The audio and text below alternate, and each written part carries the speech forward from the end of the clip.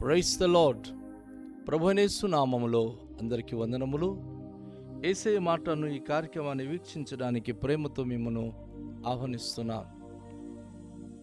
ఈ దినము అపోస్తలుడైన పౌలు కొరింథీయులకు రాసిన 2వ పత్రిక 1వ అధ్యాయము 19 నుంచి 24 వచనాలను ధ్యానించుకుందాం. మా చేత అనగా నా చేతను, సిల్వాను చేతను, తిమోతి చేతను మీలో ప్రకటింపబడిన దేవుని కుమారుడగు యేసుక్రీస్తు అవునని చెప్పి కాదనువాడు అయి ఉండలేదు గాని ఆయన అవుననువాడై ఉన్నాడు. దేవుని వాగ్దానములు ఎన్ని అయినను అన్నియు క్రీస్తునందు అవునన్నట్టుగానే ఉన్నది గనుక మన ద్వారా దేవునికి మహిమ కలుగుటకై అవి ఆయన వలన నిశ్చయములై ఉన్నవి. మీతో కూడా క్రీస్తునందు నిలిచి ఉండునట్లుగా మమ్మును స్థిరపరిచి అభిషేకించినవాడు దేవుడే. ఆయన మనకు ముద్ర వేసి మన హృదయములో మనకు ఆత్మ అను సంచకరువును అనుగ్రహించి ఉన్నాడు. మీ యందు కనికారము కలిగినందున నేను మరలా కొరింథీయునకు రాలేదు. నా ప్రాణము తోడు ఇందుకు దేవునిని సాక్షిగా పెట్టుచున్నాను. మీ విశ్వాసము మీద మేము ప్రభువులము అని ఇలాగూ చెప్పుటలేదు గాని మీ ఆనందమునకు సహకారులమై ఉన్నాము. విశ్వాసము చేతనే మీరు నిలకడగా ఉన్నారు. ప్రభునందు ప్రియమైన వాళ్ళరా, ఈ వాక్య భాగములో విశేషమైనటువంటి అద్భుతమైన మాటను అపోస్తలుడు పౌలు తెలియజేస్తా ఉన్నాడు. వాస్తవానికి క్రైస్తవ జీవితానికి ఈరోజు కొనసాగుతున్నాము అంటే దేవుని అత్యున్నతమైన వాగ్దానాలే దానికి కారణము. ఇక మనం చూస్తున్నప్పుడు పౌలు కానీ, సిల్వాను కానీ, తిమోతి కానీ ప్రకటించినటువంటి దేవుని కుమారుని యొక్క యేసుక్రీస్తు అవునని చెప్పి కాదను వాడై ఉండలేదు. ఆయన అవునను వాడై ఉన్నాడు. అవును, ప్రభువైన యేసుక్రీస్తు గురించి ప్రకటించబడిన ప్రతి మాటలు చేస్తాడేమో, జరుగుతుందేమో, ప్రభుని నమ్ముకుంటే ఒకవేళ అవుతుందేమో, ఇలాంటి సందేహాత్మకంగా సువార్త లేదు. సువార్తలు ప్రతి మాట జరుగుతుంది. ఎందుకంటే యేసుప్రభు వారు మార్కు సువార్తలో ఆయన బోధించినప్పుడు అంటారు, మీరు ప్రార్థన చేసి అడిగినప్పుడు అడుగునదెల్లను పొంది ఉన్నామని నమ్ముడి. అంటే అవును, అన్నీ అవునే. క్రైస్తవ విశ్వాస జీవితంలో మీ విశ్వాసం సరిగా లేనప్పుడు అడుగుతారు, అది పొందరు. దాన్ని బట్టి దేవుడి మీద అనేక సార్లు విసిగిపోతూ ఉంటారు. దేవుడికి ఇంత అడుగుతున్నా కానీ ఎందుకో దేవుడు ఇవ్వట్లేదు. దేవుడు ఇస్తానని చెప్పి కాదన్న వాడు కాడు. రండి మరొక మాట మనం ధ్యానించినప్పుడు అపోస్తలుడు పౌలు చెప్తా ఉన్నాడు, దేవుని వాగ్దానములు ఎన్ని అయినను అన్నీ క్రీస్తునందు అవునన్నట్టుగానే ఉన్నవి గనుక మన ద్వారా దేవునికి మహిమ కలుగుటకై అవి ఆయన వలన నిశ్చయములై ఉన్నవి. ఇక్కడ ఉన్నటువంటి సీక్రెట్ లేక మర్మము ఏమిటంటే దేవుని వాగ్దానములు ఎన్ని ఉన్నాయో అన్ని అవునన్నట్టుగానే ఉన్నవి. అయితే మన ద్వారా దేవునికి మహిమ కలగాలి. ఓ విశ్వాసి, నువ్వు దేవునికి మహిమపరుస్తున్నావా?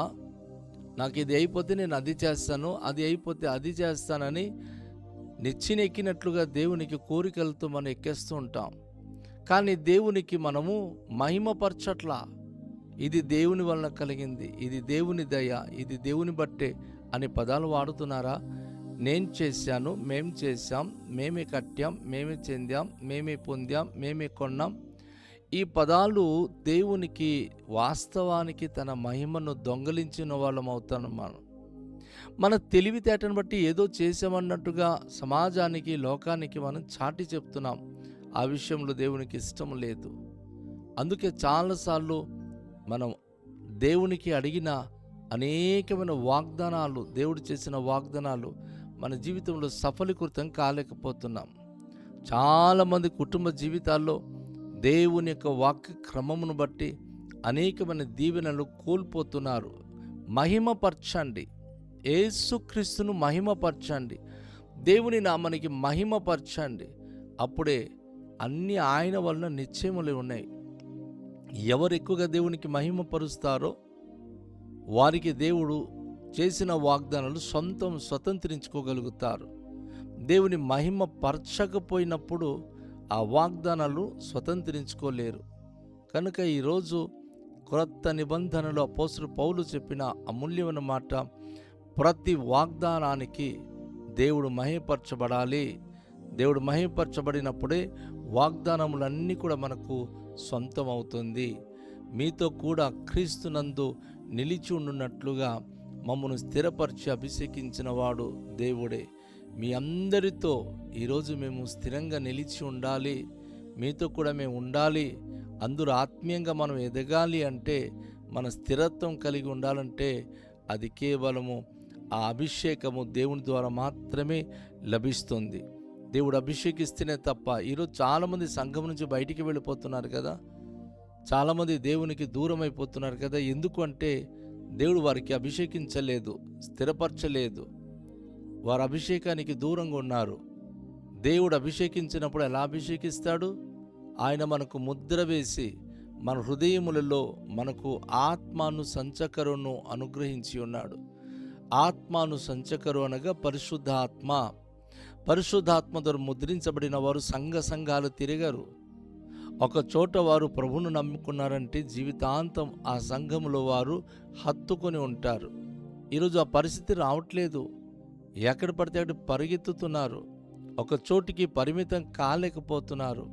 ఈ పరిస్థితి దేవునికి నచ్చనిది, దేవునికి ఇష్టము కానిది. కనుక దేవుడు ముద్ర వేసినప్పుడు, దేవుడు మన స్టాంపింగ్ చేసినప్పుడు ఒక చోటికి మనం పరిమితం అవుతాం, ఒక ప్రాంతానికి మనం పరిమితం అవుతాం. దేవుని సేవకులతో మనం కలిసి జీవించే అనుభూతి కలిగి ఉంటాం. సో దేవుని పరిశుద్ధాత్మ మనకు ఒక అడ్వాన్స్గా ఇవ్వబడి ఎప్పటికీ మనం తొలగిపోకుండా దేవుని సేవకులతో సంఘముతో ఐక్యత కలిగి దేవుని పరిచర్య చేయాలని ఆ అనుభూతి ప్రభు మనకు అనుగ్రహిస్తూ ఉన్నాడు. ఆ విషయంలో ఆయన మనకు స్థిరపరిచి అభిషేకిస్తున్నాడు. నీ యందు కనికారము కలిగినందున, మీ యందు కనికారం కలిగినందున నేను మరలా కొరింథీయునకు రాలేదు. ఆ మాట మనం గమనించినప్పుడు, మీ యందు కనికారము కలిగినందున నేను మరలా కొరింథీయునకు రాలేదు. నా ప్రాణం తోడు ఇందుకు దేవునిని సాక్షిగా పెట్టుకొనుచున్నాను. అవును, ఈరోజు అపోస్తలుడు పౌలు కొరింథీయునకు అనేకసార్లు వెళ్ళాలని అనుకున్నాడు, కానీ వెళ్ళలేకపోయాడు, వెళ్ళలేదు కూడా. ఎందుకు? మూడో ప్రయాణంలో వారిని చూసిన తర్వాత ఈ ఉత్తరం ఆయన వారికి ఈ యొక్క ఉత్తరం ద్వారా రాస్తున్నాడు. నేను మీ దగ్గరికి రాలేకపోయాను. ఆ రాలేకపోవడానికి గల కారణాలు అది మీకు తెలుసు. మీరు మీ యందు కనికారము కలిగినందున. ఎందుకు వాళ్ళ మీద కనికారం చూపాలి? వారు తిరుగుబాటు చేసిన వారు, సేవకునికి దూషించి సేవకుని బోధకు వారు వ్యతిరేకంగా నిలబడిన వాళ్ళు. కానీ వారికి కనికరించాలి సేవకుడు. మరలా వారికి చూడాలనే ఆశ కలిగి అనుకున్నాడే కానీ వెళ్ళలేకపోయాడు.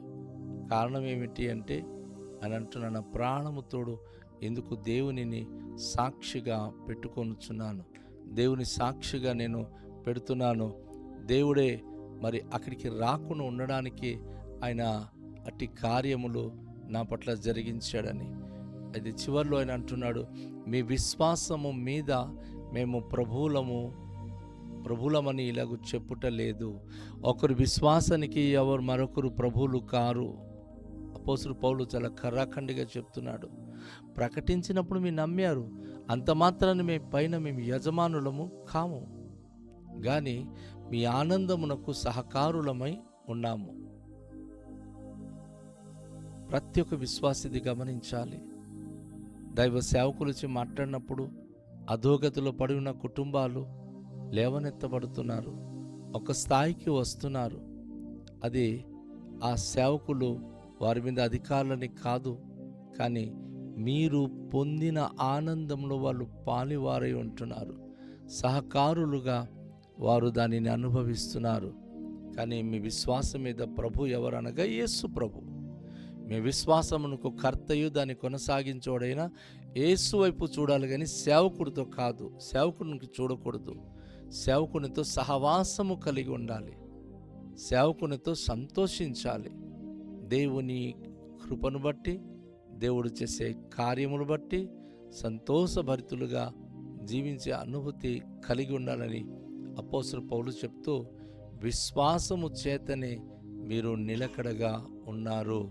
ఒక క్రైస్తవునికి విశ్వాసము ఎంత ప్రాముఖ్యమో ఈ వచనము తెలియచేస్తుంది. విశ్వాసానికి యేసు ప్రభు విశ్వాసము ద్వారా అసాధ్యమనేది సుసాధ్యం చేయగలము. విశ్వాసము అనేక విషయములో మనకు ఆశీర్వాదకరము. సో విశ్వాసం చేతనే మనము దైవికంగా నిలకడగా ఉండగలము తప్ప విశ్వాసము లేకపోతే ప్రభువులో నిలకడగా ఉండడం చాలా కష్టం.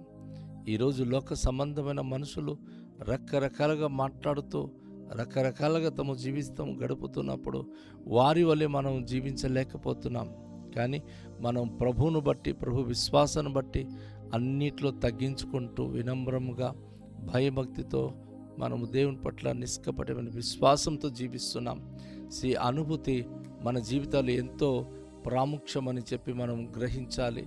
విశ్వాసము దేవునికి మనకు దగ్గర చేస్తుంది. విశ్వాసము లేకపోతే మనకు దైవిక సన్నిధి నుంచి దూరం చేస్తుంది. కనుక నా ప్రియ సహోదరి, నా ప్రియ సహోదరుడా, విశ్వాసములో దేవుడే మనకు ప్రభువుగా ఉండాలి. బైబిల్లో ఆ మాట వింటాం కదా మనం. అపోస్తలుడు పౌలు చెప్పాడు, వినుట ద్వారా మీరు విశ్వాసం మీకు కలుగును. అది క్రీస్తును గూర్చిన మాటలు. సో ప్రభు గురించి మాట వింటూ విశ్వాసంలో నిలకడగొంటూ విశ్వాసంతో ప్రార్థన చేస్తూ అసాధ్యమైన అనేక కార్యములు మనం సుసాధ్యపరచుకొని ఆయనకు మహిమ కలిగి జీవించే భాగ్యం ప్రభు మనకు దయచేయునుగాక. రండి తలలుంచుకొని ప్రార్థన చేద్దాం. పరిశుద్ధుడా పరమ తండ్రి, మీకు వందనాలు.